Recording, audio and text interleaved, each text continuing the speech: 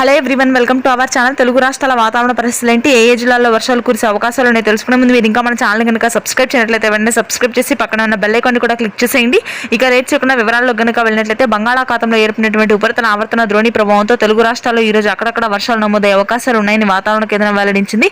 ముఖ్యంగా చూసుకున్నట్లయితే మధ్యాంధ్ర, ఉత్తరాంధ్ర జిల్లాల్లో వర్షాలు నమోదు కానున్నాయి. తెలంగాణలో కూడా గత 2 రోజులుగా కురుస్తున్నటువంటి వర్షాలు కొంతమేర తగ్గుముఖం పడినప్పటికీ పశ్చిమ గాలుల ప్రభావంతో మరింతగా ఈదురుగాళ్ల ప్రభావం ఉండే హైదరాబాద్ పరిసర ప్రాంతాలైనటువంటి యూసుఫ్గూడ, అమీర్పేట, కాగజ్ నగర్, మల్కాజ్గిరి ప్రాంతాల్లో అక్కడక్కడ చిరుజల్లుడు నమోదైతే ఇక ఉత్తరాంధ్ర శ్రీకాకుళం, విజయనగరం, విశాఖపట్నం ప్రాంతాల్లో రాత్రి నుంచి కురిసినటువంటి వర్షాలు మరింతగా పెరిగే అవకాశం ఉంది. పలుచోట్ల ఈదురుగాళ్లు అత్యధికంగా ఉంటాయి. ఉరుములు మెరుపులతో కూడినటువంటి వర్షాలు నమోదవుతాయి. మధ్య తెలంగాణ జిల్లాలో మాత్రం ఎటువంటి వర్షాలు నమోదు కావు. వాతావరణం నార్మల్ గా ఉంటుంది. ఉష్ణోగ్రతలు కూడా పెరిగే అవకాశం ఉంది. రాయలసీమ వ్యాప్తంగా సూర్యుడు బగబగా మండుతున్నాడు. దాదాపుగా 44 డిగ్రీల వరకు ఉష్ణోగ్రతలు చేరే అవకాశం ఉంది రానున్నటువంటి వారం రోజులు. ఇక మధ్యాంధ్ర జిల్లాలో ఉష్ణోగ్రతలు అంతమేర లేకపోయినప్పటికీ ఉక్కపోత మాత్రం అత్యధికంగా ఉంటుందని వాతావరణ కేంద్రం తెలిపింది. వారం రోజుల్లో అన్ని జిల్లాల్లోనూ 44 డిగ్రీల వరకు ఉష్ణోగ్రతలు నమోదయ్యే అవకాశాలు ఉన్నాయి.